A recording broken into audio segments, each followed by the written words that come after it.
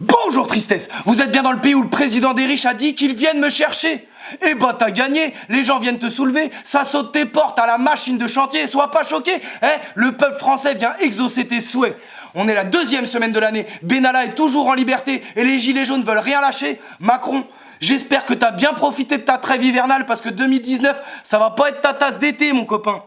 On a eu le droit à un comeback des gilets jaunes là, ils sont revenus plus chauds comme dans Alien 2 les mecs. Alors belle mobilisation nationale, des débordements mais bon comme d'hab, s'il n'y a pas de débordement, les médias disent qu'il y a 10 000 personnes alors qu'il y en a 100 000, c'est agaçant, t'as envie de casser ta télé avant de te rappeler que t'es pauvre.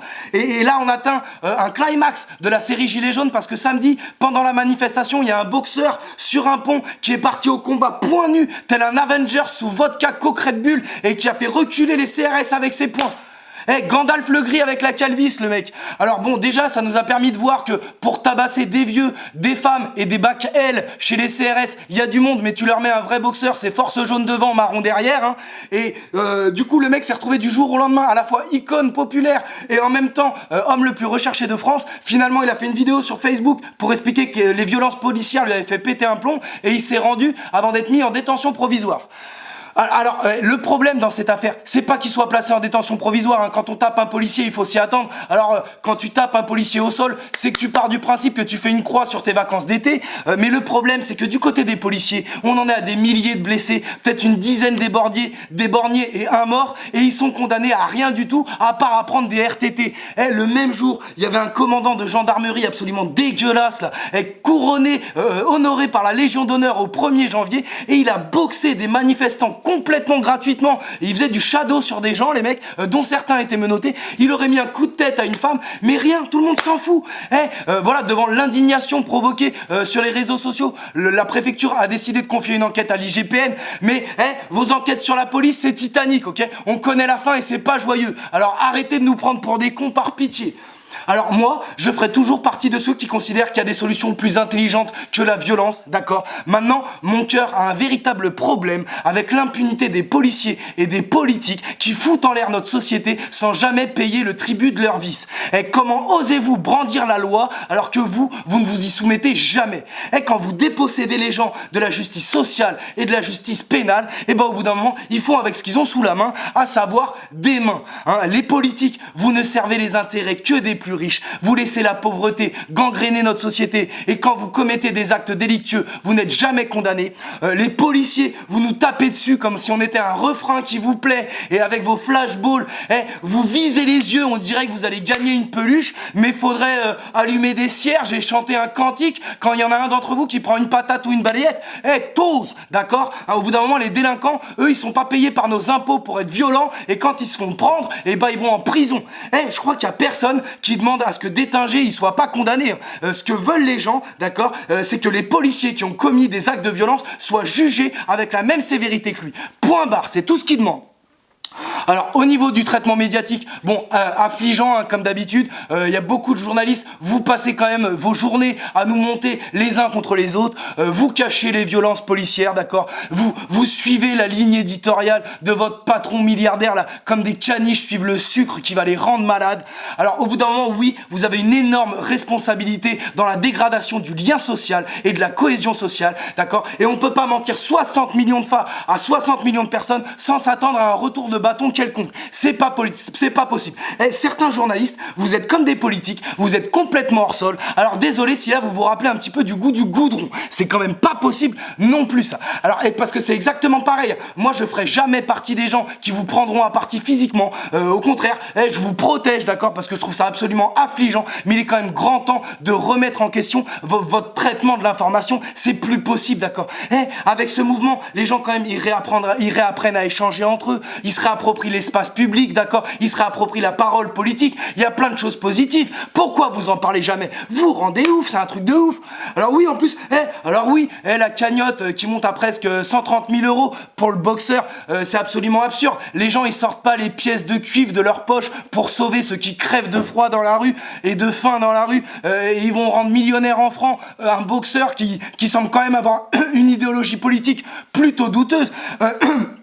Mais après, entre cette cagnotte et celle destinée aux policiers, je sais pas laquelle est plus choquante. Encore une fois, ils sont déjà payés par nos impôts, les policiers. Donc franchement, j'ai pas d'avis. Et Marlène Schiappa, là, qui vient expliquer qu'il faut prendre les noms de ceux qui participent à la cagnotte de soutien aux boxeurs pour les condamner parce que ça fait d'eux des complices. Mais vas-y, mais... ce niveau bac moins 10 en droit là, c'est plus possible, c'est pas possible. Marlène Schiappa, c'est une femme, d'accord, mais sa bêtise, on dirait une couille, elle est en perpétuel mouvement. Que condamner des gens qui participent à une cagnotte légale, mais putain, mais ton encéphalogramme, c'est une table de ping-pong sans filet, ma pauvre. Si le droit, c'est une langue étrangère pour toi, tu sais pas, tu te tais, arrête de vouloir parler en impro, ça n'a aucun sens. De toute manière, dans le gouvernement, en ce moment, ils dégoûtent tous, Castaner, Griveaux, Macron, et je sais même pas pourquoi je dis en ce moment. Tout cela là, en ce moment, dès qu'ils parlent, t'as envie de faire du sport, t'as l'impression qu'ils disent exprès les trucs qui vont le plus te vénérer. Là, Macron, il a dit qu'il allait apporter une réponse sécuritaire alors que tout le monde attend une réponse politique et sociale. Mais de toute façon, alors, avec ce mouvement des gilets jaunes, Macron, t'es complètement à côté de tes pompes, mon pote, tu marches pieds nus, je te le dis, t'essaies d'appliquer des recettes de communication et des recettes politiques à une situation complètement inédite. J'ai l'impression de voir un joueur d'échecs jouer aux dames, ça n'a absolument aucun sens. Tu vas avoir du mal à t'en remettre, mon pote. Tu vas avoir du mal à t'en remettre, comme quand tu te fais recaler d'un entretien à McDonald's. Je te préviens. Il y en a là, il y a des Français, ils te supportent plus. Ça y est, ils veulent la bagarre. Il y en a, ils veulent te remplir comme un joint quand il reste qu'une feuille. Voilà, je préfère te prévenir. Et ton roman photo Benalla, ça n'aide pas. Je te le dis, ça n'aide pas du tout. C'est coincé comme un os du fémur dans la gorge des Français, je te le dis. Alors lui, port d'armes illégales, usurpation de fonction, violence volontaire. Et là il y en a des nouvelles et il a ses passeports diplomatiques. Mais putain, il est en train de bronzer au soleil avec des passeports diplomatiques, il passe les douanes sans fouille. Mais c'est pas possible ça. Là il y a son nom qui réapparaît dans une affaire d'escroquerie. Mais ça va s'arrêter à un moment donné. Le feuilleton Benalla, c'est absolument impossible de vivre tout ça. Il dit qu'il communique régulièrement avec le président et qu'il peut le prouver. Et il a dit qu'il se tairait plus. S'il voulait faire chanter Macron, il se comporterait pas autrement celui-là. Et enfin, alors les gilets jaunes, j'ai de plus en plus de mal à penser que notre socle commun de refus puisse se transformer en un socle commun de propositions. Il y a quand même Valérie Tard là-dedans. Et quand j'entends certains porte-parole expliquer que 90% des Français veulent ça parce que ils ont sondé des pages Facebook à 4000 personnes, je vous avoue que ma vision de la démocratie saigne un petit peu, les copains. Après, moi je suis pour les mouvements citoyens, donc essayez de le lancer. Écoutez, vous faites pas phagocyter par les fachos parce que ça semble bien parti. Essayez de vous lancer, essayez de pas être décevant trop vite parce que au départ ça faisait quand même du bien. Putain. Quoi? Alors si, cette semaine il y a 3 big up. Alors il y a une femme qui a confondu une pomme de pain avec une grenade et elle a appelé la police. Mieux vaut prévenir que guérir. On sait jamais dans cette société de la violence. Et également, il y a 2 potes qui ont causé un accident sur la même route pendant qu'ils se parlaient au téléphone. La loi des séries des cons, mon copain, ça arrive. Et enfin, il y a un joueur turc qui avait dit à son club qu'il était malade et sa femme, elle a mis une photo de lui sur Insta. Mauvaise convergence des mauvais cerveaux. Et dernier big up à moi. Ça y est, le rodage il est terminé. Je lance mon spectacle tous les lundis et tous les vendredis au République à Paris. Pour ceux qui demandent, il y aura une tournée en province dans quelques temps si vous m'aidez à retourner Paris. Et puis voilà, ça y est, on rigole bien. Juste à la présentation de mon spectacle sur Billet Réduc, tu sais que c'est gilet jaune fort comme spectacle. Je vais finir par une citation, comme d'habitude. Elle est longue mais elle est belle. Ceux qui ont pris tout le plat dans leur assiette, laissant les assiettes des autres vides, et qui ayant tout, disent avec une bonne figure, nous qui avons tout, nous sommes pour la paix. Je sais ce que je dois leur crier à ceux-là. Les premiers violents, les provocateurs, c'est vous. Quand le soir, dans vos belles maisons, vous allez embrasser vos petits-enfants avec votre bonne conscience, vous avez probablement plus de sang sur vos mains d'inconscient au regard de Dieu que n'en aura jamais le désespéré qui a pris les armes pour essayer de sortir de son désespoir.